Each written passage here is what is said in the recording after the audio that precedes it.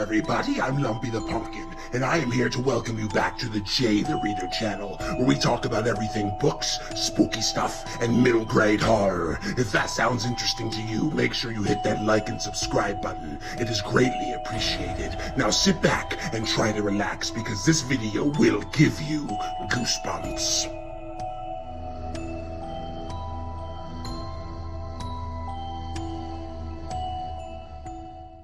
What is up, everybody? I am Jay the Reader, and today we have a Goosebumps book to talk about. Let's get into it. Today we are talking about The Haunted Mask.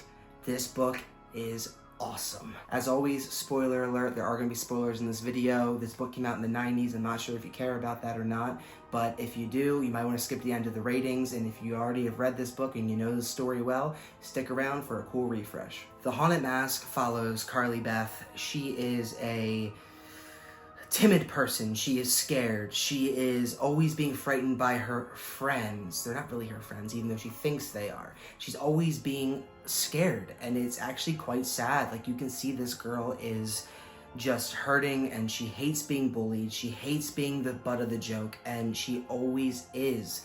But this year on Halloween, she is getting her vengeance on those bullies. One day she is at school and one of her friends puts worms in her sandwich. And that was one of the things that really tipped her over the edge. And then they also scared her the next day at a science fair. And that really sent her over the edge. She went home, she was mad. She said, you know what? My mom made me a duck costume for Halloween, but I'm not wearing that. I'm going down to this new weird costume shop that opened up in town, and I'm getting the scariest mask they have. So she heads to the costume shop. She sees these masks in the back of the store. She really wants these scary, scary, scary masks. And the store owner's like, no, these are too scary. These masks are too much. You're going to regret getting these. But she begs and begs and begs. And the store owner allows her to get one. She takes it home. She puts it on. She scares her brother. She's like, this mask is going to be good. But she notices that her voice is changing. Her voice is getting deeper and deeper and more gravelly and more monstrous. And she's like, wow, I didn't expect myself to be able to make a voice like that. She then goes and meets up with her friend Sabrina. Sabrina is her friend, but she also kind of plays into the scaring, but I will say she's one of her more genuine friends. She does stand up for her a bit, but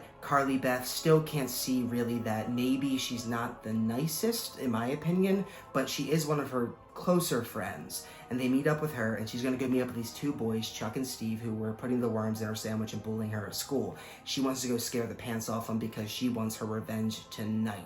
But they get lost, and they can't find Chuck and Steve. And actually, this is a really cool moment. Carly Beth gets really annoyed with Sabrina because Sabrina's just talking about her life, and Carly Beth doesn't want to hear Sabrina complain about her life anymore. And she snaps on Sabrina, and she starts going animalistic on Sabrina and freaking out, and then she plays it off like, oh, I was just kidding. But deep down inside, the book shows that Carly Beth was actually experiencing a darkness come out of her that she didn't even know what was in her. Like, she was almost turning into something that she didn't ever plan to be. Finally, Sabrina, they split ways and they go their own ways to get more candy, I guess. That's how what's said in here. Finally, Carly Beth finds Chuck and Steve.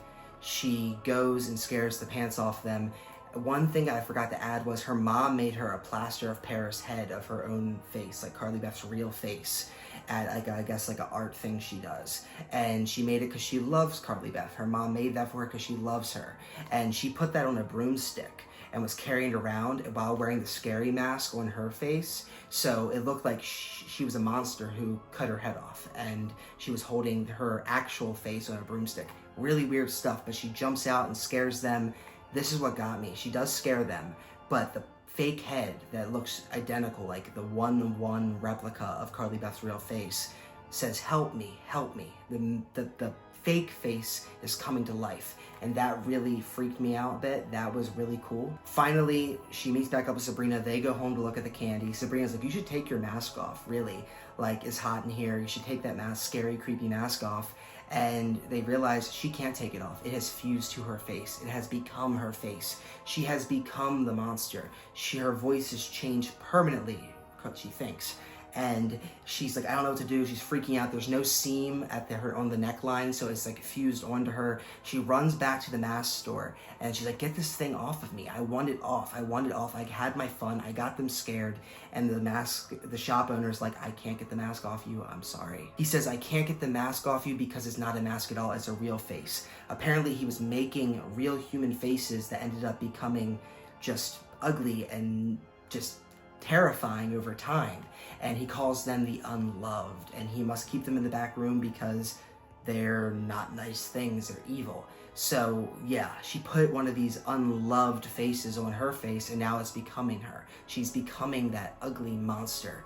So in this whole commotion of her asking to get it off her face, he says there's only one way for you to get that mask off your face, and it is with a symbol of true love. During this time, all the other unloved faces that aren't being worn wake up and chase Carly Beth out of the store. They're chasing her down the street. She remembers the plaster of Paris head that she had thrown earlier when she scared Chuck and Steve. She threw the head down and then forgot all about it, but she remembered that was a symbol of love from her mom. So she runs, picks up that plaster of Paris head, puts it over her now masked face, the monster face that she has now acquired, puts it over top, and this was beautiful. This is the part that I love so much about this book. It was a moment of reflection. She realized she has become the monster that she hated. She become the bully. She's become the bully. She has become this vile person that she never wanted to be, but she wanted to get revenge so badly on these people that she became those people. And it was this, you could feel it, like you could see it in your own head reading the text, that it was just like you could see the devil on one shoulder and the angel on the other, the fight of the good and bad, the person that wanted to be so loved versus the person that is so hurt and angry. And I'm really passionate about this book because this is a beautiful symbolism for a middle grade horror book. This is what kids should be reading. So she ended up choosing love. She claimed the love that her mother showed her by making her that plaster of Paris head. She claimed love, and when she takes the plaster of Paris head off, all the other unloved faces are gone, and she's able to take the mask off, and she heads home for the night. Let's get into my positives and my negatives of this book.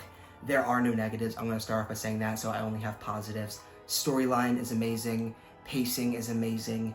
But the biggest positive of this book is the positive message that it conveys. This book tells you to love yourself and to forgive others and don't become the people that hurt you. And that is what this book conveys so beautifully, and it is, I can't say enough about it. It is a beautiful story that moved me as an adult in my mid-20s. I can only imagine a child reading this and thinking, wow, learning the lesson of I don't have to become what I don't have to become those things that other people treated me like. And I don't have to become a monster. I can be nice and forgiving and realize that I don't have to treat others the way they treated me. Let's get into my final rankings for this. On the fun ranking, I'm getting it a 5 out of 5. It deserves a 5 out of 5. This book was a lot of fun, not a dull moment.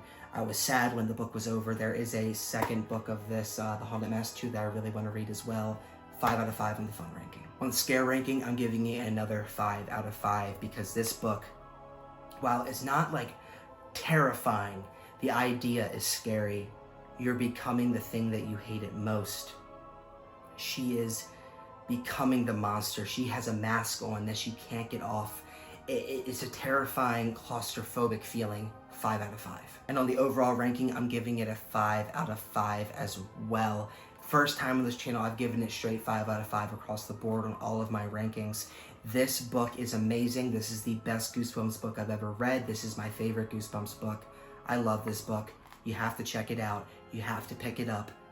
You won't be disappointed. The Haunted Mask is amazing. That's all I have for you guys today. I hope you enjoyed this video. If you did, if you could hit that like and subscribe button, it really means a lot. It helps me out and it costs you nothing, so it's a win-win. Plus, you get to keep seeing cool middle grade horror content. I really do appreciate every single one of you watching. God bless you guys, and I'll catch you in the next one.